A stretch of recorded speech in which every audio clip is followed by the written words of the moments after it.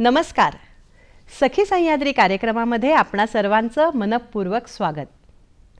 सर्वेपि सुखिनः सन्तु सर्वे सन्तु निरामयाः सर्वे भद्राणि पश्यन्तु मा कश्चित् दुःखम आपनुयात, असा एक संस्कृत श्लोक आहे. खरोखर आपल्या सर्वांची अशी इच्छा असते की आपल्याला आरोग्य संपन्न आणि निरोगी आयुष्य जगता यावं. पण काही वेळेला आपल्याला होणारे विकार, आजार किंवा रोग यांच्यामुळे या आरोग्य संपन्न अशा आयुष्यामध्ये अडथळा निर्माण होऊ शकतो. कुष्ठरोग हा असा एक रोग आहे की ज्यामुळे त्या व्यक्तीचं किंवा त्या रुग्णाच्या आयुष्यामध्ये एकदम संपूर्णपणे बदलच होऊ शकतो. रविवार आणि तोही जानेवारीतला शेवटचा रविवार हा जागतिक कुष्ठरोग दिन म्हणून साजरा केला जातो, पाळला जातो. आणि त्याच अनुषंगाने कुष्ठरोग म्हणजे नेमकं काय? काहींच्या मनामध्ये ती देवाची अवकृपा आहे म्हणून कुष्ठरोग होतो असा गैरसमज असतो. तर काहींना वाटतं की हे अनुवंशिकतेने कुष्ठरोगाचे हे जंतू आपल्यामध्ये येतात. तर या सगळ्या प्रश्नांची उत्तरं आज आपण घेणार आहोत. कुष्ठरोग म्हणजे नेमकं काय, त्याचे काय परिणाम असू शकतात, त्यावर उपाय काय आहेत, हे जाणून घेण्यासाठी आपण आज एका विशेष मैत्रिणीला आणि तज्ज्ञ डॉक्टरांना या ठिकाणी निमंत्रित केलेलं आहे, ज्यांचं नाव आहे वसुधा बेळगावकर. नमस्कार डॉक्टर, आमच्या कार्यक्रमामध्ये तुमचं मनपूर्वक स्वागत. नमस्कार. डॉक्टर वसुधा बेळगावकर यांची ओळख करून द्यायची झाली तर त्या एक प्रसिद्ध त्वचारोग तज्ज्ञ आहेत. ससून या रुग्णालयामध्ये त्वचारोग, कुष्ठरोग आणि गुप्तरोग विभागामध्ये सहयोगी प्राध्यापिका म्हणून त्या कार्यरत आहेत. त्यांचं पदवी आणि पदव्युत्तर हे वैद्यकीय जे शिक्षण आहे ते बीजे वैद्यकीय महाविद्यालयामध्ये झालेलं आहे आणि गेल्या 20 वर्षांहून अधिक काळ वैद्यकीय अध्यापनाचा त्यांचा अनुभव आहे. स्टॅनफोर्ड युनिव्हर्सिटीची मानाची फोगार्टी शिष्यवृत्ती त्यांना मिळालेली आहे आणि कुष्ठरोग याच विषयावर त्यांचं विशेष संशोधन, विशेष अभ्यास आहे आणि त्याच्याशी संबंधित अनेक निबंधांचं, पेपर्सचं वाचनही त्यांनी केलेलं आहे. WHO, ICME या नामवंत संस्थांबरोबर त्या त्यांच्या संशोधन कार्यामध्ये सुद्धा योगदान देत आहेत. तर आपण डॉक्टर वसुधा बेळगावकर यांच्याकडून कुष्ठरोग या विषयाची माहिती घेणार आहोत. डॉक्टर, या अनुषंगाने पहिला प्रश्न मनामध्ये नेमका असा येतो की कुष्ठरोग म्हणजे नेमकं काय? या शब्दाचा काही विशिष्ट अर्थ आहे का? आणि प्राचीन काळामध्ये सुद्धा हा शब्द अस्तित्वात होता का, हा रोग अस्तित्वात होता, असे काही उल्लेख आलेत का? कुष्ठरोग म्हणजे ज्याला इंग्लिशमध्ये ईटिंग अवे हा शब्दाचा मूळ आहे, म्हणजे कुरतडणे. तर पूर्वीच्या काळामध्ये उपचार माहीत नव्हते, कुष्ठरोग का होतोय हेही कोणाला कळलेलं नव्हतं. तेव्हा त्या रुग्णांचा निदान व्हायला उशीर व्हायचा, उपचार होत नव्हते. तर मग हातापायाला ज्या विकृती व्हायच्या त्या अशा बोटं पडून गेल्यासारखी तसे दिसायचे, म्हणजे उंदरांनी कुरतडल्यासारखं जसे आपले हातपाय दिसतील त्याप्रमाणे ते हातपाय दिसायचे. त्याच्यावरनं ते कुष्ठरोग हे नाव आलं. बरोबर. आणि ह्यालाच एक दुसरं नाव पण आहे ज्याचा अर्थ हॅन्सेन्स डिझीज. तर हॅन्सेन्स म्हणजे डॉक्टर आर्मावर हॅन्सेन्स यांनी 1873 साली कुष्ठरोग का होतो हे सगळं शोधून काढलं. तर कुठल्या जीवाणूमुळे होतं हे त्यांनी शोधून काढलं. त्याच्यावरनं त्याला दुसरं एक नाव पडलं ज्याचं नाव आहे हॅन्सेन्स डिझीज. पूर्वीच्या काळामध्ये कुष्ठरोग ह्याला नेमकं कशाला म्हणायचं ह्याच्याबद्दल थोडंसं माहीत नव्हतं लोकांना. तर कधी कधी सोरियासिस, डॅन्ड्रफ किंवा फंगल इन्फेक्शन ज्याला आपण नायटा, गचकरण म्हणतो, ह्याला सुद्धा चुकून कुष्ठरोग ह्याचा उल्लेख दिला गेला होता. मग नंतर लोकांना कळायला लागलं की कुष्ठरोगाचं नेमकं निदानात्मक लक्षणं काय आहेत. मग त्याच्यानंतर कुष्ठरोग काय आहे ह्याचं सगळं म्हणजे हे सगळं कळलं. ते मग पूर्वी मग वेदांमध्ये सुद्धा ह्याचा उल्लेख आहे. तर सगळ्यात आधी कदाचित कुष्ठरोग खरा काय आहे हे आपल्या वेदांमध्ये ह्याचा उल्लेख आहे. मग आता तुम्ही म्हणालात निदानात्मक लक्षणं हा शब्द तुम्ही आता वापरलात, त्याच अनुषंगाने विचारायचंय की मग कुष्ठरोग झालेली जी व्यक्ती असते किंवा रुग्ण असतो त्याच्या शरीरामध्ये त्याला असे काही वेगळे बदल दिसतात का, किंवा अशी कोणती लक्षणं त्याला दिसायला लागतात की जी कुष्ठरोगाची प्राथमिक लक्षणं कदाचित असू शकतील? तर कुष्ठरोगाची लक्षणं म्हणजे जे WHO जागतिक आरोग्य संघटना जी आहेत त्यांच्या निकषानुसार कुष्ठरोगाची 3 निदानात्मक लक्षणं असतात. सगळ्यात पहिलं लक्षण म्हणजे चट्टे, त्वचा. तर कुष्ठरोगाचा हा जो जंतू आहे मायकोबॅक्टेरियम लेप्री, हा जंतू त्वचा आणि मज्जातंतू या दोन्हीमध्ये घर करतो, या दोन्हींवर घात करतो. त्यामुळे त्वचेवर काही डाग येतात. तर ते डाग पांढरे असतात किंवा लाल असतात. कधी कधी डाग न दिसता पूर्ण त्वचा अशी लालसर होते. म्हणजे जसं उन्हामध्ये जाऊन राहिल्यानंतर जशी लाल त्वचा दिसते ती अशी कायमच अशी लाल, काळसर, जाड किंवा चकचकीत अशी दिसायला लागते. म्हणजे असे विशिष्ट डाग असे दिसत नाहीत. अशा वेळी निदानाला वेळ लागतो. पण सगळ्यात महत्वाची गोष्ट म्हणजे हे जे चट्टे असतात त्यांना संवेदना नसते. त्यांच्यामध्ये काही त्रास नसतो, म्हणजे खाज नसते किंवा दुखत नाही. त्यामुळे ते बऱ्याच वेळा लक्षात येत नाहीत किंवा कधी कधी झाकलेल्या ठिकाणी असतात. म्हणजे आपल्या हातावर, चेहऱ्यावर असेल तर आपल्याला लक्षात नाही आलं तर समोरच्याला लक्षात येतं दर्शनीय भागावर. पण जर झाकलेला म्हणजे जिथे कपडे असतात वर, जसं आता मांडी किंवा खाली अंग, छाती वगैरे या ठिकाणी जे डाग असतात पाठीवर, तर हे दिसून येत नाहीत. त्यामुळे बऱ्याच वेळा उशीर होतो निदानाला. तर हे झालं पहिलं लक्षण. दुसरं लक्षण म्हणजे मज्जातंतू. तर मज्जातंतू किंवा नर्व्स जे आपण म्हणतो, तर त्याच्यामध्ये काही विशिष्ट ठिकाणचे नर्व्स असतात. जे आपण अल्नार नर्व जी इथून जाते किंवा रेडियल नर्व जी इथे असते, तर ह्या ठिकाणचे नर्व्स जे असतात ते जाड होतात आणि त्याच्यामध्ये दुखापत झाल्यामुळे दुखतं पेशंटला. त्वचेमधले दाग दुखत नाहीत पण मज्जातंतू मधले दुखतात. तर हे झालं दुसरं लक्षण. आणि तिसरं लक्षण म्हणजे आपल्या त्वचेमधले जंतू. तर हा कुठल्या प्रकारचा कुष्ठरोग आहे, म्हणजे संसर्गीय आहे का असंसर्गीय आहे, त्याप्रमाणे त्वचेमध्ये काही प्रमाणामध्ये ते जंतू आढळतात. जी तपासणी आहे ज्याला आपण स्लिट स्किन स्मिअर म्हणतो, तर ती तपासणी केल्यावर जर त्याच्यामध्ये जंतू दिसले तर हे तिसरं लक्षण धरलं जातं. पण हे लक्षण रुग्णाला कळणार नाही. तर ह्या 3 निदानात्मक लक्षणांमध्ये एक तरी असणं गरजेचं आहे. एक जरी असलं तर आपण त्याला ठोकपणे सांगू शकतो की हे कुष्ठरोग आहे. पण मग आता तुम्ही जसं बाहेर दिसणाऱ्या लक्षणांमध्ये पांढरे चट्टे किंवा डाग असे उल्लेख केला, तर लगेच मनामध्ये एक प्रश्न असा आला की बाकी पण काही त्वचा रोगांमध्ये पांढरे डाग किंवा चट्टे असतात. तर मग ते बाकीच्या त्वचा रोगातले चट्टे आणि कुष्ठरोगातले डाग किंवा चट्टे हे नेमके वेगळे कसे ओळखायचे, किंवा त्यांचा वेगळेपणा कळण्याची काही आणखी लक्षणं किंवा निकष आहेत का? बरेच शरीरावर डाग असतात लहानपणी, विशेषतः लहान मुलांचे तुम्ही बघितलं असेल की एक पांढरे डाग असतात चट्टे चेहऱ्यावर. तर बऱ्याच वेळा आयांना वाटतं की हा कुष्ठरोग आहे किंवा विटिलिगो श्वेतकुष्ठे आहे का, तर असं नाही. तर ते न्यूट्रिशनल डेफिशियन्सी म्हणजे जीवनसत्व अ किंवा कॅल्शियम किंवा कधी कधी जंतू, जे पोटामध्ये जंतू, वर्म इन्फेस्टेशन जे म्हणतो, त्याच्यामुळे झालेले डाग असतात किंवा उन्हामुळे झालेले डाग असतात. तर हे डाग त्याच्यावर संवेदना असते. तर बऱ्याच वेळा. पण अजून एक मी तुम्हाला सांगू इच्छिते की सगळ्या प्रकारचे कुष्ठरोगाचे डाग असंवेदनशील नसतात, म्हणजे किंवा त्याच्यावर दुखत नाही असं नाही. चेहऱ्याची जी नर्व सप्लाय आहे, मज्जातंतू जे आहेत चेहऱ्यावरचे, हे अशा प्रकारे असतात की त्याच्यावर आपल्याला हे जे सेन्सेशन लॉस जे म्हणतो आपण, जे निकष आहे ते बऱ्यापैकी म्हणजे सापडत नाही ते, किंवा म्हणजे तिथले त्यांना संवेदना असू शकते. तिथल्या डागांना चेहऱ्यावरच्या संवेदना असू शकते आणि जरी कुष्ठरोगाचे असले असू शकतो. त्यामुळे फक्त तज्ञ डॉक्टरच सांगू शकतात की हा कुष्ठरोगाचा डाग आहे किंवा दुसरा साधा डाग आहे. हे एक झालं. दुसरं म्हणजे बऱ्याच वेळा नायटा, गचकरण, सुरमा. सुरम्याचे डाग पण पांढरे असतात बऱ्याच वेळा, ते छातीवर असतात किंवा घामाच्या ठिकाणी असतात, किंवा फंगल इन्फेक्शन, आजकाल फंगल इन्फेक्शन पण बऱ्याच प्रमाणामध्ये दिसतो, ते पण असे गोल लालसर असतात. तर त्याच्यावरूनही बऱ्याच जणांना वाटतं की हे कुष्ठरोग आहे का, तर त्याच्यामध्ये खाज असते. कुष्ठरोगाच्या डागांमध्ये खाज बिलकुल येत नाही. हे दुसरं आहे. मग कधी कधी जन्मखूण म्हणा, जन्मखूण पांढऱ्या रंगाची असू शकते किंवा लालसर असू शकते. बरोबर. तर हे काही डाग आहेत ज्यांना कुष्ठरोगांसारखे दिसल्यामुळे थोडंसं मनामध्ये भीती निर्माण होऊ शकते. बरोबर. तज्ञ डॉक्टरांना दाखवून आपल्या शंकेचं निरसन करून घेणं हे कधीही चांगलं. हो हो हो, अगदी बरोबर. घरी बसून काही निष्कर्ष काढायचा नाही किंवा इथे कुठे जायचं नाही, तर थेट डॉक्टरांकडे जायचं आणि तिथून व्यवस्थित निदान करून घ्यायचं. आता तुम्ही जो उल्लेख केलात की काही लोकांना वाटतं की ही कारणं असू शकतात, तसं बऱ्याच लोकांच्या मनामध्ये असं असतं की देवाची अवकृपा झाली किंवा शाप आहे म्हणून कुष्ठरोगाचा सामना आपल्याला करायला लागतोय, ही एक मनामध्ये शंका असते लोकांच्या.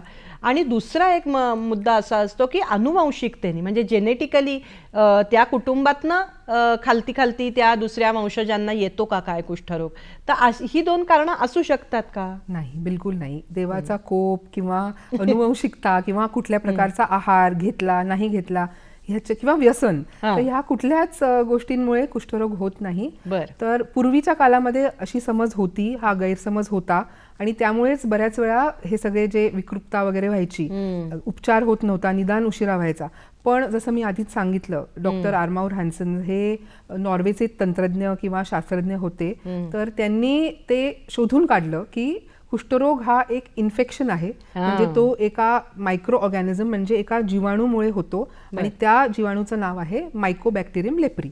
जसं टीबी मायक्रोबॅक्टेरियम ट्युबरक्युलोसिस मध्ये होतो, म्हणजे त्यांच्यामुळे होतो, तसंच हे लेप्रेसी सुद्धा एका वेगळ्या मायकोबॅक्टेरियममुळे होतो, त्याचं नाव आहे मायकोबॅक्टेरियम लेप्री. म्हणजे थोडक्यात हे एक इन्फेक्शनच आहे. आपण पुढे याच्याशी अनुवंशिकतेचा काही संबंध आहे का हेही चर्चा करणार आहोत, पण प्रेक्षक हो, तत्पूर्वी घेऊयात क्षणभराची विश्रांती. सखी सह्याद्री कार्यक्रमामध्ये पुन्हा एकदा आपणा सर्वांचं मनपूर्वक स्वागत.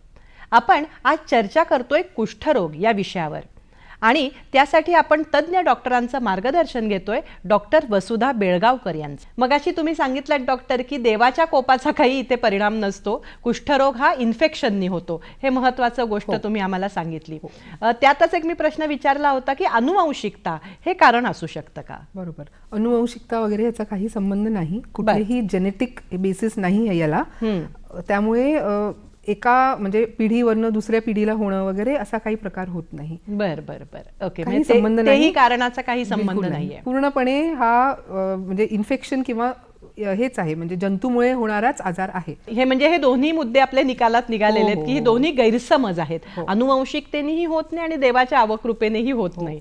आता एक प्रश्न असा येतो की तुम्ही म्हटलात हा इन्फेक्शननी होतो, तर प्रामुख्याने आढळणारा असा कुष्ठरोगाचा काही एक प्रमुख प्रकार आहे का, आणि तो असेल तर तोही सांगा, आणि इतरही कोणते कुष्ठरोगाचे प्रकार आहेत तेही आम्हाला सविस्तर सांगा. तर कुष्ठरोगाचे दोन प्रमुख प्रकार आहेत. एक म्हणजे ज्याला आपण पॉसिबॅसिलरी म्हणतो, पॉसी म्हणजे कमी, तर तो असंसर्गीय असतो, ज्याच्यामुळे त्या रुग्णांमुळे दुसऱ्यांना होत नाही लेप्रेसी.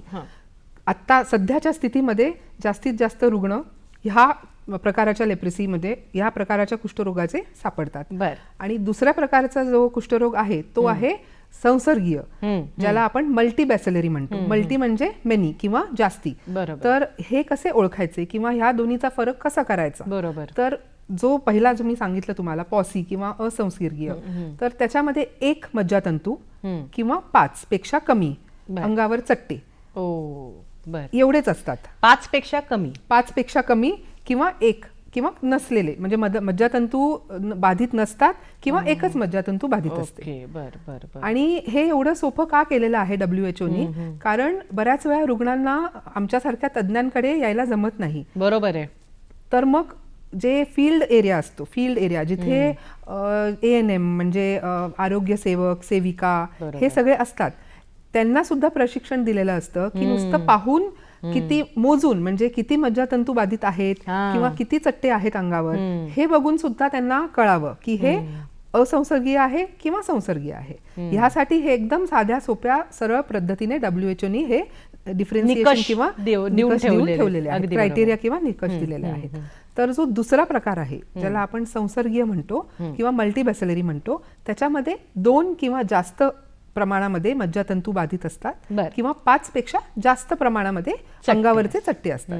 हे चट्टे पांढरे किंवा लाल असू शकतात किंवा कधी कधी चट्टे न दिसता, मी जसं पूर्वी सांगितलं तसं पूर्णपणे त्वचा अशी लाल झालेली असते किंवा चेहरा असा, आम्ही त्याला लिओनाइन फेसिस म्हणतो. म्हणजे लिओनाइन म्हणजे लायन. तर मग जसे ह्याचे लायनची ह्याचे सिंहाची जशी त्वचा असते किंवा असे फोल्ड्स असतात, तशा प्रकारे लेप्रेसी पेशंट्सचे त्वचेवर किंवा चेहऱ्यावर असे फोल्ड्स पडतात. पण ते खूपच असं म्हणजे सिव्हिअर किंवा खूप एक्सटेन्सिव्ह इन्व्हॉल्वमेंट ज्या पेशंटची असते त्यांना हे दिसतं. सर्वसाधारण कुष्ठरोगाचे प्रकार जे असतात ते पॉसिबॅसिलरी किंवा असंसर्गीय कुष्ठरोग ह्याचे असतात. बरोबर.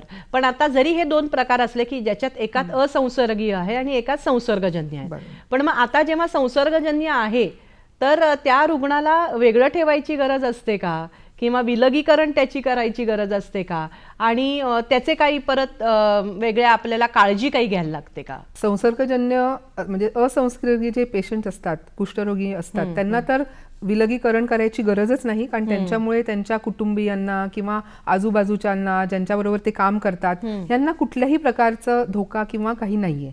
आणि दुसरा जो प्रकार आहे ज्याला मी म्हटलं की संसर्गीय, आणि लेप्रेसी हा संसर्गजन्य नावापुरता आजार आहे, पण तो इतर संसर्गजन्य आजारांसारखा नाही. कारण सर्दी खोकला किंवा आताच कोविड होऊन गेला तशा प्रकारचा हा संसर्गजन्य आजार नाही. ही फार महत्वाची गोष्ट आहे की आपल्याला संसर्गजन्य म्हटलं की लगेच भीती मनामध्ये उत्पन्न होते. हो, पूर्वी कसा विचार होता की हात लावला, शिवलं की लगेच लेप्रेसी होतो रुग्णाला जर हात लावला. पण तसं असतं तर माझ्यासारख्या त्वचारोग तज्ञांना आतापर्यंत खूप वेळा लेप्रेसी होऊन गेला असता, किंवा तसं नाहीये. आता ह्या क्षेत्रामध्ये बरेच जण काम करतात, खूप वर्षानुवर्ष काम करतात. मी तरी फक्त 20 वर्ष करते, पण 50 वर्ष वगैरे लोक सुद्धा या क्षेत्रामध्ये काम करत आहेत, पण त्यांना सुद्धा झालेला नाहीये. तर ह्याच्यामध्ये 2 गोष्टी आहेत. एक म्हणजे रुग्णाला कुठल्या प्रकारचा लेप्रेसी किंवा कुष्ठरोग झालेला आहे ह्याच्यापेक्षा महत्वाचं काय आहे की समोरच्याची प्रतिकार शक्ती, मायकोबॅक्टेरियम लेप्रीच्या विरुद्ध लढण्यासाठी जी प्रतिकार शक्ती आहे ती किती आहे. तर 80 ते 90% पेक्षा लोकसंख्याची प्रतिकार शक्ती चांगली आहे या बाबतीत. त्यामुळे त्यांना हा आजार होऊ शकत नाही. दुसरी गोष्ट म्हणजे आता जी बहुविध औषध उपचार पद्धती आहे WHO ची, ज्याला आम्ही इंग्लिशमध्ये मल्टी ड्रग थेरपी म्हणतो, तर त्याची एक मात्रा घेतली की 99.99% जंतू सगळे मरून जातात एकाच मात्रेने. त्यामुळे एवढा प्रभावी ते आहे, अगदी प्रभावी आहे. त्यामुळे मग तो रुग्ण सुद्धा संसर्गजन्य किंवा संसर्गीय राहत नाही. त्यामुळे तुमचा जो प्रश्न होता विलगीकरण अलगीकरण करायची गरज आहे का, तर बिलकुल नाही. आपण अगदी सुरुवातीला सांगितलं की कुरतडल्यासारखं दिसतं, तुटल्यासारखं दिसतं. तर हे जे शरीरामध्ये त्या कुष्ठरोगामुळे होणाऱ्या विकृती म्हणू शकतो आपण, किंवा व्यंग निर्माण होतात किंवा काही बदल होऊ शकतात, तर हे बदल नेमके कोणते असतात, आणि मग त्याच्याच अनुषंगाने की मग ते आता ते बदल जर एखाद्याच्या शरीरात झालेत तर डॉक्टर म्हणून किंवा आणखी तुम्ही त्याला काही उपकरणं, काही साधनं अशी देता का की ज्या योगे त्याला त्या व्यंगावर, त्या विकृतीवर थोडी तरी मात करता येईल? त्वचेवर चट्टे येणे, त्यामुळे आजकाल सगळ्या कॉस्मेटिकचा जमाना आहे. तर त्या जे फरक होतात चेहऱ्यावर, काही त्वचा पांढरी दिसते, काही लाल दिसते, त्यामुळे. आणि एक जी गोळी आहे मल्टीड्रग थेरपीच्या किटमध्ये ज्याला क्लोफाझेमिन म्हणतात, त्या गोळीमुळे असा ब्राऊन किंवा भुरा रंग येतो, कारण ती गोळी त्वचेमध्ये डिपॉझिट होते. त्यामुळे जेवढे दिवस तो रुग्ण ती गोळी घेत असतो तेवढे दिवस, आणि त्याच्या नंतर सुद्धा काही वर्ष पूर्णतः ती जी गोळी आहे किंवा त्या गोळीचा जो जे काही इफेक्ट आहे ते पूर्णपणे शरीरामधनं निघून जायला काही वर्ष लागतात. तोपर्यंत एक विशिष्ट प्रमाण असे ब्रॉन्झ जो कलर असतो तो दिसतो चेहऱ्यावर, त्वचेलाच पूर्णपणे दिसतो. तर तो एक बदल होतो शरीरामध्ये. नंतर काही रुग्ण जे लवकर येत नाहीत तज्ञांकडे किंवा ज्यांना उपचार सुरू करण्यामध्ये थोडासा विलंब होतो, त्या रुग्णांना काही प्रकारे विकृती येते. मग ती विकृती हाताची असेल, पायाची असेल किंवा चेहऱ्याची असेल, वेगवेगळ्या प्रकारच्या विकृती असतात. आता चेहऱ्याची सांगितली झाली तर हे जे आयब्रोज आपण म्हणतो, आयब्रोज, आयलॅशेस हे पडून जातात, झडून जातात. हो, जे आपण मॅडरोसिस आम्ही म्हणतो त्याला इंग्लिशमध्ये, हे मेडिकल टर्म आहे. नंतर मग नाक असं चपट होऊन जातं. बर. त्याच्यानंतर डोळे पूर्णपणे बंद होत नाहीत. ह्याला आम्ही सायंटिफिक टर्म मध्ये लॅग ऑफ थॅल्मॉस म्हणतो, म्हणजे उघडेच राहतात डोळे. अरे बापरे. कारण ती जी नस असते जेणेकरून डोळे बंद होण्याची, पूर्णपणे बंद होण्याची प्रक्रिया होते, ती नस पॅरलाइज होऊन जाते. बर बर. तर त्यामुळे डोळे बंद होत नाहीत. मग ते डोळे अर्धे उघडे राहतात. उघडे राहिल्यामुळे धूळ जाते आतमध्ये, धूळ होऊन मग ते पूर्णपणे ती जी कॉर्निया किंवा हे असते त्याला बाधा होते, डॅमेज होऊ शकते आणि अल्सर होऊ शकतं. हे झालं डोळ्याचं. त्याच्यानंतर जे खालपर्यंत जे हाताची विद्रुपता होते, क्लॉ हँड जे म्हणतो आपण, किंवा व्रिस्ट ड्रॉप, आता कुठल्या प्रकारचा मज्जातंतू बाधित आहे याप्रमाणे वेगवेगळे डिफॉर्मिटीज जे म्हणतो आपण ते होतात. ही सगळी लक्षणं त्याच्या शरीरावर दिसताना मग डॉक्टर म्हणून तुम्ही या साधनांचा कसा वापर करता की जी त्याला त्याच्या डेली रुटीनमध्ये सुसह्य ते रुटीन करण्यासाठी उपयुक्त आहेत? काही रुग्णांना ट्रोफिक अल्सर म्हणजे पायाला जखमा होतात. आता तळपायाला आणि हाताला संवेदनशीलता राहत नाही नर्व डॅमेज झाल्यामुळे, त्यामुळे हात बधीर होतात, पाय बधीर होतात.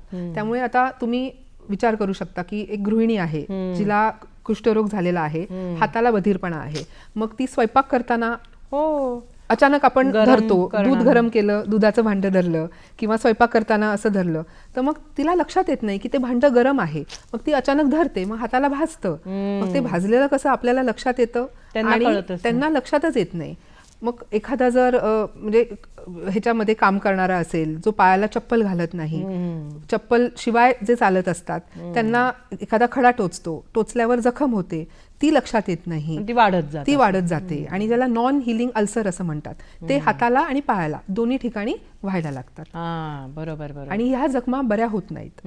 आपल्या जखमा बऱ्या होतात, पण कुष्ठरोगियांच्या जखमा बऱ्या व्हायला खूप काळ लागतो, कधी कधी बऱ्या होत नाहीत. त्यासाठी आमच्याकडे वेगवेगळ्या प्रकारचे उपचार आहेत. बरोबर. तुम्ही फार महत्वाची माहिती दिलीत की कोणकोणत्या प्रकारची व्यंग किंवा बदल त्यांच्या शरीरामध्ये निर्माण होतात. आता आम्हाला हे जाणून घ्यायची उत्सुकता आहे की मग तुम्ही त्यांना ते कोणत्या साधनांनी सुसह्य करता. पण प्रेक्षक हो, आपण तत्पूर्वी घेऊयात क्षणभराची विश्रांती. सखी सह्याद्री कार्यक्रमामध्ये पुन्हा एकदा आपणा सर्वांचं मनपूर्वक स्वागत. आपण चर्चा करतोय की कुष्ठरोग म्हणजे नेमका काय, तो कशामुळे होतो आणि तो झालाच तर त्याच्यावर आपण उपचार कसे करायचे, आणि त्यासाठी आपण मार्गदर्शन घेतोय डॉक्टर वसुधा बेळगावकर यांचं. डॉक्टर, तुम्ही फार महत्त्वाची माहिती दिलीत की कुष्ठरोगामुळे कोणकोणत्या विकृती या तयार होऊ शकतात, त्या रुग्णाच्या शरीरात कोणते बदल होतात, व्यंग होतात. पण आता आम्हाला हे जाणायची उत्सुकता आहे की मग डॉक्टर म्हणून आपण त्याला काही अशी साधनं, उपकरणं देऊ शकतो का की ज्याचं रुटीन सुसह्य होऊ शकतो? सगळ्यात आधी मी सांगितलं की हाताला पायाला बधीरपणा होतो, त्या बधीरपणामुळे जखमा होतात नकळत लागल्यामुळे. तर हे जे आहे ह्याला मायक्रो सेल्युलर रबर असं म्हणतात. हे स्पेशल फुटवेअर आहे. तर MCR फुटवेअर हा त्याचा शॉर्ट फॉर्म आहे. मायक्रो सेल्युलर रबर एवढ्यासाठी की हे जे मटेरियल असतं, हे मटेरियल स्पेशल प्रकाराचं, एक विशिष्ट प्रकाराचं असतं, जे आपल्या पायाला जो असतो, जो नॉर्मल नॅचरल आपली जी फॅट पॅड असते त्याला मिमिक करणारं किंवा त्याच्यासारखं, त्याची कन्सिस्टन्सी किंवा त्याचा जो फील आहे त्याच्यासारखा आहे. ह्या रुग्णांना काय होतं, चालताना बधीरपणा असल्यामुळे किंवा कुठल्या प्रकारचं डिफॉर्मिटी किंवा पॅरालिसिस झाल्यामुळे काही ठिकाणी पायावर जास्त वेट म्हणजे वजन जास्त ठिकाणी एका ठिकाणी पडतं, बरोबर, तिथे मग जखमा होतात. म्हणजे बोटांच्या खाली किंवा तळपायाच्या खाली वगैरे अशा ठिकाणी. ह्याच्याने काय होतं की ते जे वेट आहे किंवा तो जो इम्पॅक्ट किंवा जे शॉक अब्झॉर्प्शन जे म्हणतो ना, जसं गाडीमध्ये शॉक अब्झॉर्बर्स असतात किंवा टायर्समध्ये शॉक अब्झॉर्बर्स असतात, तर हे जे सेल्युलर रबर आहे हे शॉक अब्झॉर्प्शन करण्यासाठी केलेलं आहे, विशिष्ट प्रकारचं डिझाईन केलेलं आहे. खास त्यांच्यासाठी बनवलेलं फुटवेअर. हो, पण हे कुठल्याही प्रकारची न्यूरोपॅथी म्हणजे डायबिटीजमुळे सुद्धा ह्याच प्रकाराचे जे काय आहेत लक्षणं असतात, बधीरपणा होतो, त्याच्यासाठी सुद्धा हे वापरू शकतो. हे झालं पायांसाठी. आता मी तुम्हाला दाखवते, ह्याला आम्ही सेल्फ हेल्प किट असं म्हणतात. बर. कारण हे जे आहे कुष्ठरोग दूरीकरण कृती कार्यक्रम ह्याच्या मार्फत सरकारने सगळ्या रुग्णांसाठी ही सोय दिलेली आहे. तर ह्या किटमध्ये काही गोष्टी आहेत. साबण आहे, अँटीबॅक्टेरियल क्रीम आहे, नंतर ड्रेसिंग करण्यासाठी ड्रेसिंग पॅड आहे, मग वेगवेगळ्या पाय साफ बऱ्याच वेळा ना कॅलोसिटीज म्हणजे काही ठिकाणी अशी जाड त्वचा होते पायाला घासल्यामुळे. कारण ह्या पेशंट्सना पायाला फ्रिक्शन जे म्हणतो ना, घासले जातात त्यांचे पाय. हो, काही ठिकाणी जास्त घासले जातात, तिथे कॅलोसिटी होते, मग तिथे जखम होऊन जाते. तर ते कमी करण्यासाठी हे सगळे उपयुक्त म्हणजे त्यांनी दिलेले आहे. आता हे स्टिरप किंवा स्लिंग्स आहेत. तर पायाला बऱ्याच वेळा फूट ड्रॉप होतो. फूट ड्रॉप म्हणजे काय, पायाची जी एक नर्व आहे ज्याच्यामुळे आपण चालताना पाय वर खाली होतो, हे आपण सहजपणे करतो, आपण विचार पण करत नाही की आपला पाय वर कसा होतो, खाली कसा होतो. पण कुष्ठरुग्णांना ती नस जी आहे किंवा जी नर्व आपण म्हणतो ती पॅरालाइज झाल्यामुळे तो पाय वर उठतच नाही, असाच होऊन जातो. मग त्यासाठी हे आहे पायाला बांधायला म्हणजे चालताना ह्या स्लिंगमुळे आपोआप तो पाय वर खाली ह्याच्या मार्फत होतो. त्यामुळे मग त्यांना जखम होत नाही. आणि हे सगळे आहेत हातासाठी. हे हातासाठी आणि हे बोटांसाठी आहे. त्याच्यात बोट घालायची. असे विविध प्रकारांचे स्लिंग्स आहेत. हे बोटासाठी आहेत सगळे. बोटाला असं घालायचं. हे काही फिंगर लूप्स सुद्धा आम्ही देतो. म्हणजे बऱ्याच वेळा पॅरालिसिसमुळे बोट वाकडी होतात. तर मग ती वाकडी अशी खूप दिवस खूप काळ राहिली तर त्याच्यामध्ये असं फायब्रोसिस होऊन अशीच वाकडी राहतात. सुरुवातीला ती आपण अशी सरळ करू शकतो, ज्याला आम्ही फ्लेक्झिबल क्लॉ म्हणतो. नंतर तो असा फिक्स्ड होऊन जातो. तो फिक्स होऊ नये, फायब्रोसिस होऊ नये म्हणून ते इथे लूप असं स्ट्रेटन करण्यासाठी देतो आम्ही.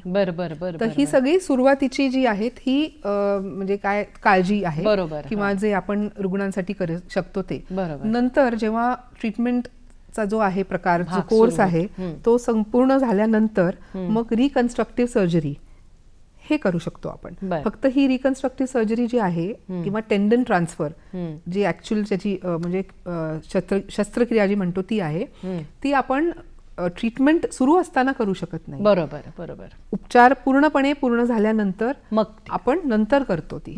तोपर्यंत हे सगळं आपण करू शकतो. हे सगळं मोफत आहे. वा. आणि सरकारी रुग्णालयांमध्ये जाऊन आपण खरं तर या सगळ्या आपल्यासाठी सरकारने किंवा शासनाने दिलेल्या सुविधा उपलब्ध आहेत त्याचा फायदा करून घेतला पाहिजे. आणि हे जे MCR फुटवेअर आहे हे वेगवेगळ्या साईजचं मिळतं. जसं हे 8 नंबर, तर रुग्णांची साईज बघून पायाची हे सगळं फार काळजी घेतलेली आहे. वा. वेळेवर उपचार घेणं आणि डॉक्टरांकडे वेळेवर जाणं हे कुष्ठरोगाच्या बाबतीत किती आवश्यक आहे हे तुम्ही आम्हाला सांगा. आणि मग ते कसे उपचार नेमके, त्याची आवश्यकता कशी आहे आणि मग पुढे उपचारांकडे जाऊया. बरोबर. तर वेळेवर म्हणजे लवकरात लवकर. त्यासाठी निदान करण्यासाठी जी काय मी निदानात्मक लक्षणं सांगितली ह्याच्या आधी ती माहीत असणं रुग्णांना, रुग्णांच्या नातेवाईकांना आणि बाकीच्या जे हेल्थ केअर प्रोव्हायडर्स जे म्हणतो आम्ही सगळ्यांनाही माहीत असणं फार गरजेचं आहे. कारण सुरुवातीला कोणी रुग्ण त्वचारोग तज्ञांकडे येतोच असं नाही. खेड्यापाड्यातले रुग्ण तिथे जात नाहीत. मग तिथल्या जे लोकल डॉक्टर आहेत त्यांच्याकडे जातात ते. त्यामुळे तिकडे त्या डॉक्टरांना निदान करायला लवकर जर जमलं तर मग पुढचे जे कॉम्प्लिकेशन्स किंवा जी विकृती, जी विद्रुपता हे सगळे जे होऊ शकते ती सगळी होण्याचे प्रमाण खूप कमी होऊन जातं. आणि हे झालं रुग्णाच्या दृष्टीने. दुसरं जे झालं, ही जी संसर्ग जो होतो त्याची जी साखळी आहे ती साखळी तोडण्यासाठी त्या रुग्णाला लवकरात लवकर ती जी पहिली मात्रा आहे ती मात्रा देऊन 99.99% जंतू मारून टाकणे हे सगळ्यात महत्वाचे. बरोबर आहे. त्यामुळेच यावर नियंत्रण येणं शक्य आहे. जितकं लवकर तुम्ही डॉक्टरांचा सल्ला घ्याल तितकं. आणि तुम्ही जसं मगाशी म्हणालात तसं की मोठ्या शहरांमध्ये मोठ्या डॉक्टरांकडे जाता येत नसेल तर तुम्ही जसं म्हटलात की छोट्या खेडोपाडी जी शासनाची उपलब्धता आहे तिथे जाऊन आपण हे नक्की दाखवलं पाहिजे. म्हणजे डॉक्टरांचा सल्ला लवकरात लवकर घेणं अगदी गरजेचं आहे. आता मला उपचारांकडे वळायचंय की या कुष्ठरोग या रोगासाठी कोणकोणते उपचार नेमके उपलब्ध आहेत. आणि म्हणजे अगदी तुम्ही म्हणलात की गोळ्या आहेत साध्या आणि मगाशी तुम्ही सर्जरीचाही उल्लेख केलात. तर ही जी रेंज आहे हो, हो. उपचारांची सुद्धा ही जी रेंज आहे ती तुम्ही कशी ठरवता, त्याच्या गांभीर्यावरनं ठरवता का, कसं आहे? बरोबर. WHO निकषांप्रमाणे 2 प्रकारचे मी तुम्हाला पूर्वी सांगितले, PB आणि MB.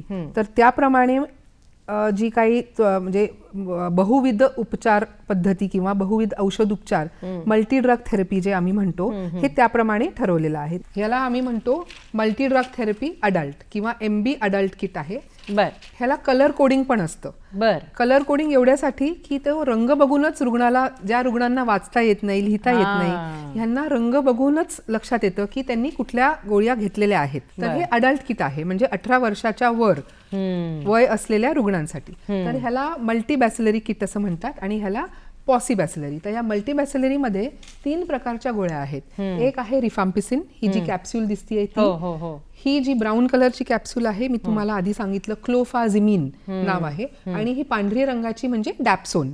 बर तर पूर्वी हे 1980 साली हे मल्टी ड्रग थेरपी म्हणजे बहुविध औषध उपचार ही पद्धती आली. बर त्याच्या आधी डॅप्सोन मोनोथेरपी म्हणजे फक्त डॅप्सोन नावाची गोळी दिली जायची. बर त्याच्या पूर्वी चौल मुगरा ऑइल नावाचा एक प्रकार होता, बर की ते तेल जे होतं ते तेल सेवन करायचं, अंगाला लावायचं असं होतं. 1980 पासून आपण हे मल्टी ड्रग थेरपीचा उपयोग करतो. वा. तर हे एका महिन्यामध्ये आमच्या समोर किंवा जे लेप्रेसी सेंटर्स आहेत हे ठिकठिकाणी आहेत, खेड्यांमध्ये, पाड्यांमध्ये, शहरांमध्ये, सगळीकडे. म्हणजे रुग्णाला जरी हॉस्पिटल लांब पडत असेल तरी त्यांच्या जवळच्या केंद्राकडे आम्ही त्यांना रिफर देतो. म्हणजे त्या आरोग्य केंद्राकडे हे उपलब्ध आहे जवळच्या. हे आहे. तर हे त्या आरोग्य सेवकाच्या समोरच रुग्णांनी घ्यायचं असतं. म्हणजे त्यांच्या समोरच आम्ही देतो, म्हणजे की हे आमच्या समोरच घ्या तुम्ही. आणि ही त्यांनी घरी घ्यायची औषधं आहेत. बर बर रोज एक ही गोळी आणि एक ही गोळी असं त्या रुग्णांनी घ्यायचं आहे. हे झालं मल्टीबॅसिलरी. तशाच प्रमाणे हे पॉसिबॅसिलरी म्हणजे जे कमी प्रमाणामध्ये आहे, ज्यांना 1 मज्जातंतू किंवा 5 जे चट्टे आहेत त्याच्यापेक्षा कमी असलेल्या रुग्णांना हिरवी देतो आम्ही. आणि कधी कधी लहान मुलांना सुद्धा आढळतो कुष्ठरोग.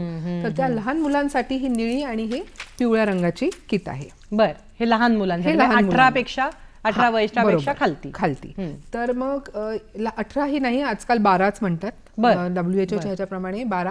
तर ह्या रुग्णांना त्यांच्या वजनानुसार आम्ही कॅल्क्युलेट करतो डोस आणि त्याप्रमाणे हे देतो. हे कोणत्याही जवळच्या आरोग्य केंद्रामध्ये रुग्णांसाठी उपलब्ध आहे. बरोबर. कुठेही म्हणजे महानगरपालिका, नगरपालिका किंवा इथे तर सरकारी, निमसरकारी सगळीकडे आहे. बरोबर.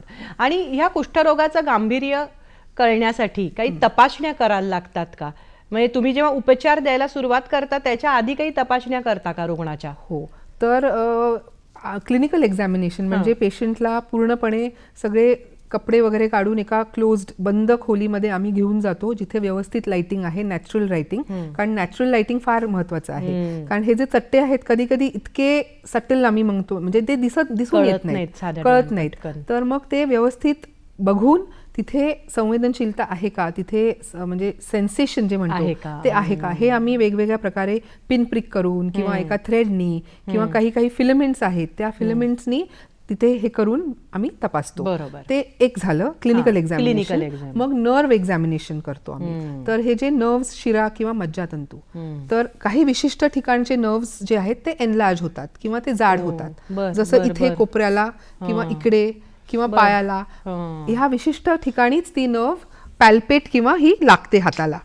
तर त्याच्यावरनं आम्ही ओळखतो की त्या पेशंटला कुठल्या प्रकारचा कुष्ठरोग आहे. तर एक प्रकारचा कुष्ठरोग जो आहे त्याच्यामध्ये एकही चट्टा नसतो, फक्त मज्जातंतू बाधित असतात. त्याला प्युअर न्यूरायटिक किंवा प्रायमरी न्यूरायटिक लेप्रेसी असं म्हणतात. तो जो प्रकारचा कुष्ठरोग आहे तो बऱ्याच वेळा लक्षात येत नाही, कारण अंगावर एकही चट्टा येत नाही. फक्त हातापायाला मुंग्या येतात किंवा हातापायाला जेव्हा वाकडेपणा येतो किंवा कुठल्या प्रकारचं विकृती येते तेव्हा मग रुग्ण जो आहे तो येतो डॉक्टरांकडे, मग तो लक्षात येतो. तर हे झालं क्लिनिकल एक्झामिनेशन. ह्याच्या पुढची जी पायरी आहे ती आहे मायक्रोबायोलॉजिकल एक्झामिनेशन, ज्याला स्लिट स्किन स्मिअर SSS असं म्हणतात. ह्याच्यामध्ये आम्ही काय करतो की काही ठिकाणून, म्हणजे आता फोरहेड, मग कानावरून किंवा इथून, मग मांडीवरून, इथून आम्ही अशी त्वचा अशी घट्ट धरून एका ब्लेडनी छोटंसं आम्ही निक घेतो बर आणि तिथून आम्ही स्किन स्क्रेप करतो, स्मिअर घेतो हां. आणि ते जे आहे त्याला स्टेनिंग करतो. हां. तर त्या स्टेनिंग वरून त्याच्यामध्ये जर मायकोबॅक्टेरियम लेप्री हे दिसले हां. तर मग तो एक निदानात्मक जे लक्षण आहे ते एक आहे, हां, म्हणजे त्याच्यातही दिसू शकतात. त्याच्यातही दिसू शकतो. अगदी फार महत्वाच्या तपासण्यांचे तुम्ही प्रकार सांगितलेत. आपण पुढेही जाणारच आहोत, पण प्रेक्षक हो, तत्पूर्वी घेऊयात क्षणभराची विश्रांती. सखी सह्याद्री कार्यक्रमामध्ये आपणा सर्वांचं मनपूर्वक स्वागत. आपण आज चर्चा करतोय डॉक्टर वसुधा बेळगावकर यांच्याशी. कुष्ठरोग म्हणजे नेमकं काय आणि त्याच्यावर आपण काय उपचार केले पाहिजेत, काय काळजी घेतली पाहिजे या संदर्भात. डॉक्टर, तुम्ही सांगत होतात की कुष्ठरोगाची ही तपासणी तुम्ही नेमकी कशी करता, मग ते क्लिनिकली कसं करता हे तुम्ही सांगितलं. आणखी काही प्रकार आहेत का? क्लिनिकल आणि मायक्रोबायोलॉजिकलच्या पुढचं जे आहे ते हिस्टोपॅथॉलॉजिकल एक्झामिनेशन म्हणजे बायोप्सी. तर मग जिथे चट्टे आहेत किंवा जिथे संशयित त्वचा आहे तिकडनं आम्ही छोटासा तुकडा तपासायला घेतो आणि तो आम्ही पॅथॉलॉजिस्टकडे पाठवतो. मग त्याच्यामध्ये काही जे फरक दिसतात त्वचेमध्ये त्याच्यावरनं मग ओळखलं जातं की हा कुष्ठरोग आहे किंवा काय, किंवा कुठल्या प्रकारचा कुष्ठरोग आहे हे सुद्धा त्याच्यावरनं कळतं.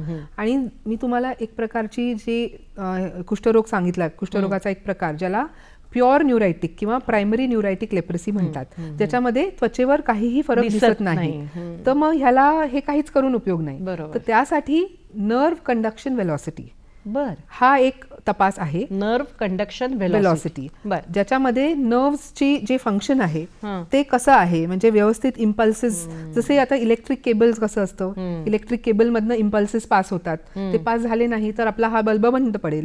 तर त्याच प्रकारे नर्व्ह कंडक्शन वेलॉसिटी म्हणजे ती नर्व्हची कंडक्शनची जी क्षमता आहे ती व्यवस्थित आहे किंवा काय, नर्व्हची कार्यक्षमता तपासणं, ते तपासण्यासाठी फंक्शनल कॅपॅसिटी तपासण्यासाठी नर्व्ह कंडक्शन वेलॉसिटी ही एक टेस्ट आहे. त्याच्यावरनं आपल्याला लक्षात येतं की कुठली मज्जातंतू, कुठल्या शिरा बाधित झालेल्या आहेत, किती शिरा बाधित झाल्या आहेत, मग त्याप्रमाणे आपण क्लासिफाय करतो की ते कुठल्या प्रकारचा कुष्ठरोग आहे. बरोबर. म्हणजे त्वचेची जशी वर्ण तुम्ही तपासणी करता तशी या नर्व्हची सुद्धा अंतर्गत ही जी कार्यक्षमता आहे ती तिथपर्यंत या सगळ्या तपासण्या तुम्ही डॉक्टर लोक करता. बरोबर. सोनोग्राफी पण करू शकतो, नर्व्हची सोनोग्राफी करतो की नॉर्मल जे थिकनेस, जाडी जी असते नर्व्हची त्याच्यापेक्षा लेप्रेसीमध्ये कितीतरी पटीने ती वाढलेली असते त्याच्यामध्ये सूज आल्यामुळे. मग ते सोनोग्राफी करून आपल्याला कळतं की ते जाडी वाढलेली आहे किंवा काय. कुष्ठरोगाचा परिणाम म्हणून इतर काही त्वचारोग उद्भवू शकतात का? कुष्ठरोगाचा परिणाम म्हणजे लेप्रेसीमध्ये रिॲक्शन्स नावाचा एक प्रकार असतो. तर हा गोळ्यांमुळे नाही, बऱ्याच पेशंट्सना किंवा रुग्णांना काय वाटतं की गोळीची रिॲक्शन झालेली आहे, तर ही गोळीची रिॲक्शन नसून जी कुष्ठरोगीयाची प्रतिकार शक्ती असते ती आणि मायकोबॅक्टेरियम लेप्री ह्या जंतूमध्ये जो झडा, जी जुगलबंदी होते त्या जुगलबंदीचा परिणाम म्हणून हे रिॲक्शनल एपिसोड्स जाणवतात. तर ह्याच्यामध्ये पेशंटना ताप येणं किंवा अचानक जी आहे विकृती येणं किंवा नसांमध्ये दुखणं, जाडी वाढणं, हे सगळे प्रकार येतात. चट्टे अचानक वाढतात, गाठी येतात, तर ह्या सगळ्या गोष्टी होऊ शकतात. म्हणजे त्याचा परिणाम म्हणून हे सगळं आपल्याला बघायला मिळू शकतं. एक प्रश्न असा आहे की जसं दर्शनी भागामध्ये तुम्ही म्हणलात की बोटं जडणं, आणखी काही गोष्टी येऊ शकतात, चेहऱ्यावर सुद्धा चट्टे, यामुळे त्या माणसाचं म्हणजे त्या रुग्णाचं जसं शारीरिक स्वास्थ्य बाधित होतं तसं त्याचं मानसिक स्वास्थ्य सुद्धा बाधित होतं. एक प्रकारचा न्यूनगंड किंवा एक प्रकारचं नैराश्य येऊ शकतं. तर त्यावर त्यांनी मात कशी करायची किंवा त्यासाठी डॉक्टर म्हणून तुम्ही काय करता? तर त्यावर मात करण्यासाठी सगळ्यात आधी त्यांना ॲक्सेप्टन्स मिळवून देणं, म्हणजे त्यांच्या कुटुंबामध्ये, त्यांच्या समाजामध्ये, ते जिथे कामाला आहेत त्या ठिकाणी त्यांना ॲक्सेप्टन्स मिळवून देणं हे सगळ्यात मोठी गोष्ट आहे. हे सगळे जे मानसिक जे इश्यूज आहेत हे त्याच्यावर मात मिळवण्यासाठी मग आम्ही काउन्सिलिंग करतो. आमच्याकडे स्पेशल काउन्सिलर्स आहेत, लेप्रेसीसाठी नर्सेस आहेत, मेडिकल ऑफिसर्स आहेत. हे सगळे जे आहेत त्यांना जाऊन वारंवार त्यांना प्रत्येक व्हिजिटला त्यांना आम्ही विचारतो की तुम्हाला काही असं वाटतंय का. काही जणांना इव्हन सुइसायडल टेंडन्सीज येतात. हे पूर्वी फार व्हायचं, जेव्हा विकृपता किंवा हे जे बोटं झडून जाणं, विद्रूप दिसतं ना, त्याचं शरीर सुद्धा विद्रूप दिसतं आणि ते लगेच दिसून येतं. तर त्यामुळे जे मनामध्ये जी न्यूनगंडता आहे किंवा वैराश्य, नैराश्य आहे हे सगळं कमी करण्यासाठी त्यांच्याशी बोलत राहणं आणि त्यांना प्रमुख जे प्रवाह आहेत त्याच्यामध्ये अब्झॉर्ब करणं, हे घेणं फार महत्त्वाचं आहे. फारच महत्वाचं आहे. आणि वोकेशनल ट्रेनिंग देणं, कारण पुनर्वसन जे आहे हे त्याच्यासाठी महत्त्वाचं आहे. मानसिक त्यांचं पुनर्वसन. तर मानसिक पुनर्वसन आपण कसं करणार, त्यांचं आधी आर्थिक पुनर्वसन केलं पाहिजे. अगदी खरं. कारण बऱ्याच वेळा ही रुग्ण शिकलेले नसतात. कधी कधी असं काही नाही आहे की कमी शिकलेले किंवा गरीब घरातनं आलेले किंवा सोशो इकॉनॉमिकली वीक असलेले ह्याच लोकांना कुष्ठरोग होतो अशातला काही प्रकार नाही. कुणालाही कुष्ठरोग होऊ शकतो. पण कधी कधी जर असं असेल तर त्यांना आर्थिक जे काही मदत आहे ते सहाय्य सुद्धा मिळतं. त्यांना वोकेशनल ट्रेनिंग दिलं जातं, त्यामध्ये काय प्रशिक्षण दिलं जातं. तर आमच्याकडे एक बंदोरावाला हॉस्पिटल आहे कोंडव्याला. तर त्या ठिकाणी फार सुंदर असं वोकेशनल ट्रेनिंग वगैरे दिलं जातं. त्यांना त्यांच्या इच्छेनुसार त्यांचे जे काही आवडीनिवडी किंवा कशामध्ये त्यांचं स्किल आहे, कार्यक्षमता आहे, त्याप्रमाणे त्यांना शिकवलं जातं.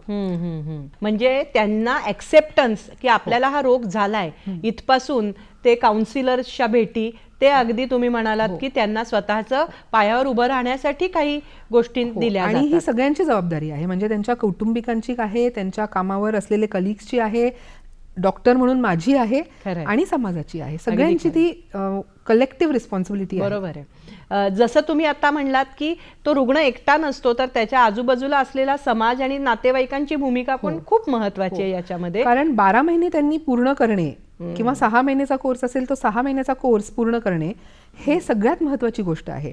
आणि हे जे रिॲक्शनल एपिसोड्स येतात कधी कधी त्यामुळे रुग्णाला वाटतं की नको मला त्या गोळ्या, ते जंतू पण मारायला नको आणि मला हे अंगावर हे सगळं जे होतंय तेही नको, रिॲक्शन्स पण येत आहेत ते नको, जरी ते गोळीमुळे नसले तरी सुद्धा.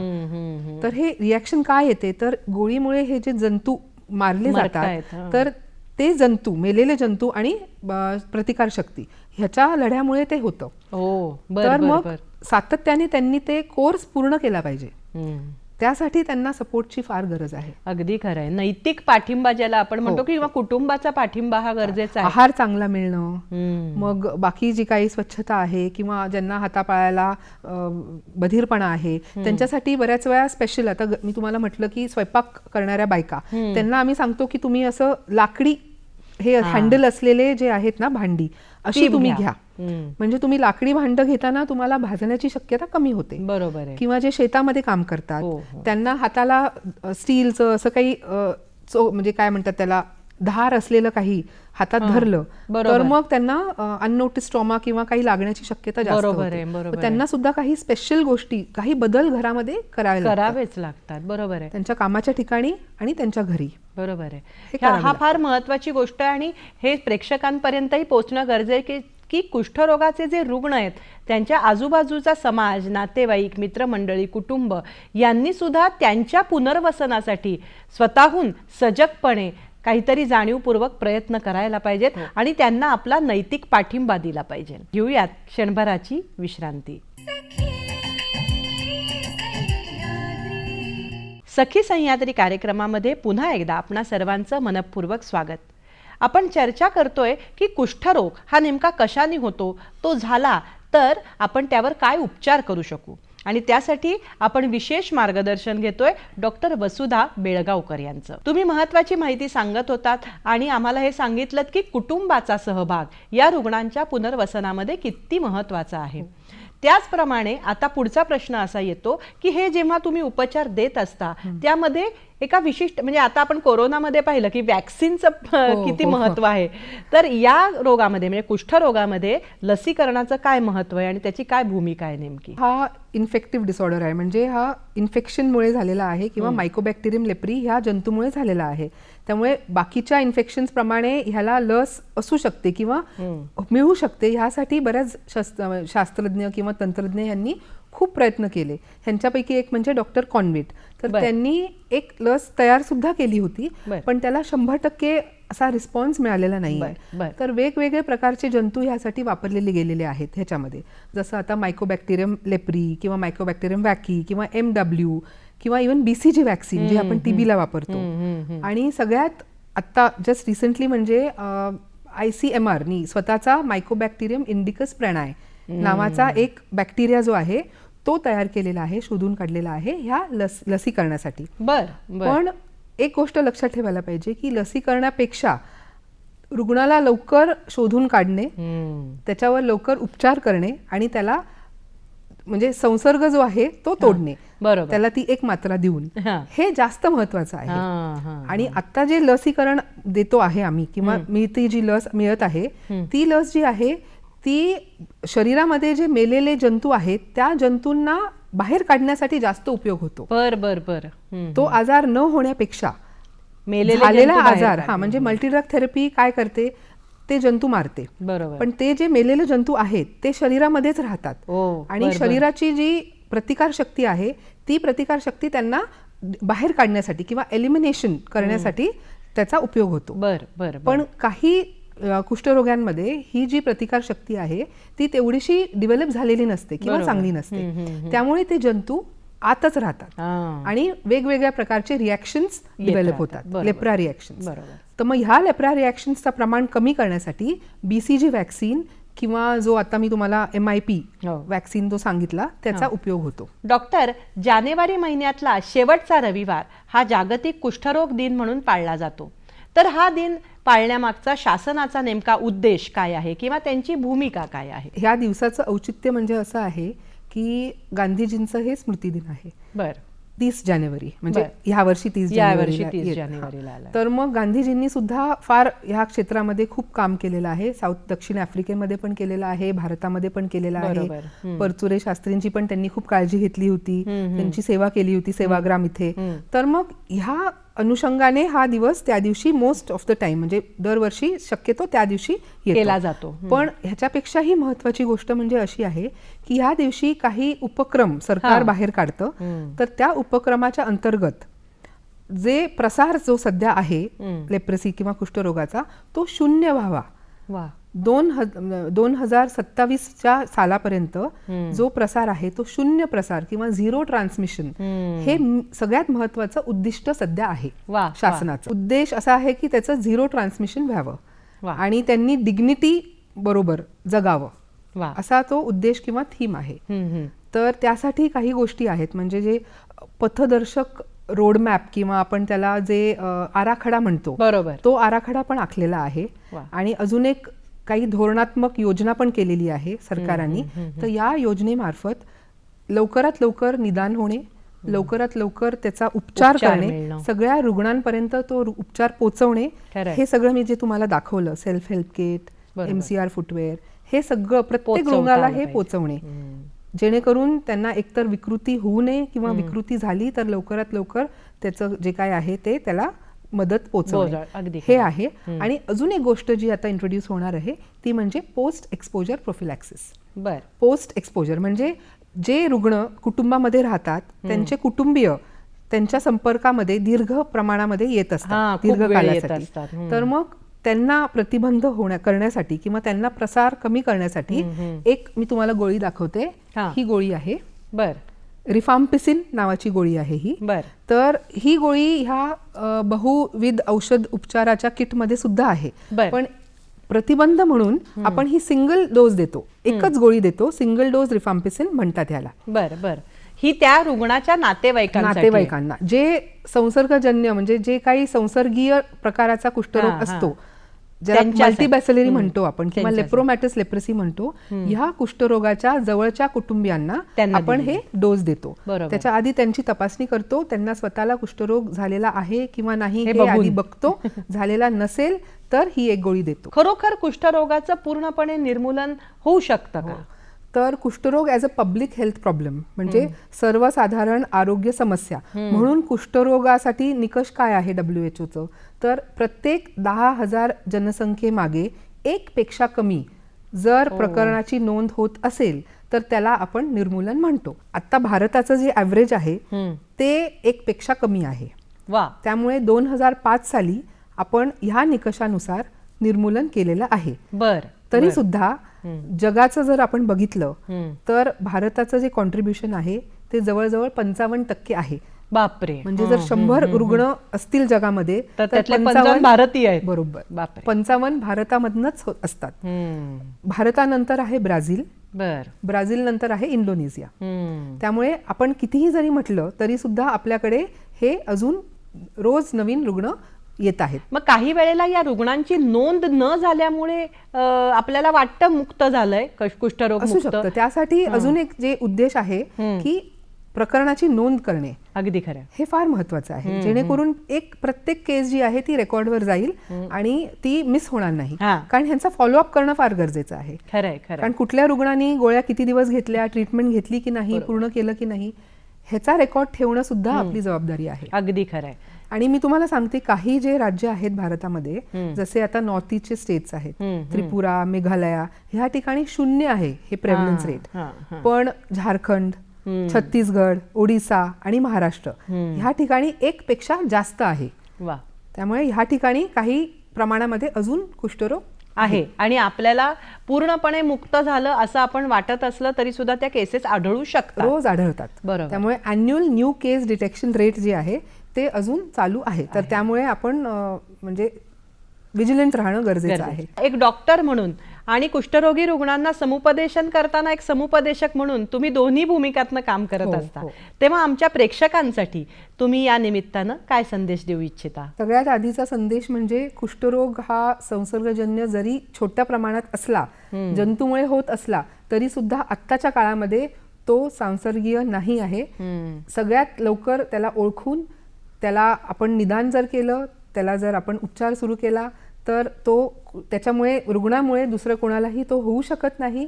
त्यामुळे त्या रुग्णाला आपल्यामध्ये घेणं, त्याला प्रत्येक हर प्रकारे त्याला सपोर्ट देणं, त्याला सातत्याने गोळ्या कंप्लीट करण्यासाठी, कोर्स पूर्ण करण्यासाठी मदत करणं, हे सगळ्यात आधी आपली प्रत्येक नागरिकाची ही जबाबदारी आहे. आणि डॉक्टर म्हणून आम्ही हे करतच आहोत, पण सगळ्यांनी, समाजातल्या प्रत्येक व्यक्तीने हे जर केलं तर निर्मूलाकडे आपण जी वाटचाल करत आहोत ते 2027 पर्यंत नक्की आपण गाठू शकू असं मला वाटतं. जानेवारी महिन्यातला शेवटचा रविवार हा जागतिक कुष्ठरोग दिन म्हणून सर्वत्र पाळला जातो. भारतामध्ये कुष्ठरोगाचं निर्मूलन व्हावं यासाठी शासनातर्फे हर प्रकारे प्रयत्न केले जात आहेत. त्यामुळे आता ही आपली जबाबदारी आहे की जास्तीत जास्त वेळेमध्ये लवकरात लवकर डॉक्टरांकडे रुग्णांना कसं पोचवता येईल. आपल्या मनामध्ये देवाची अवकृपा झाली आहे म्हणून कुष्ठरोग झालाय असा एक गैरसमज असतो, तो डॉक्टरांनी दूर केला. त्याचप्रमाणे अनुवंशिकता हे सुद्धा कारण कुष्ठरोगाचं नसतं हेही त्यांनी स्पष्ट केलं. आणि आज इतक्या प्रभावीपणे ही औषधं उपलब्ध आहेत जिचा चांगला उपयोग होऊ शकतो. असे औषधोपचार आपण वेळेवर जर डॉक्टरांकडे पोचलो तर आपल्याला मिळतील आणि कुष्ठरोगाच्या गांभीर्यापासून किंवा वाईट परिणामांपासून, त्यातनं होणाऱ्या विकृतींपासून आपण नक्कीच दूर राहू शकतो. डॉक्टर, तुम्ही या ठिकाणी आलात आणि आमच्या प्रश्नांना, आमच्या शंकांना समाधानकारक अशी उत्तरं दिलीत. त्यामुळे दूरदर्शनच्या वतीनं मी आपले मनपूर्वक आभार मानते. धन्यवाद. धन्यवाद.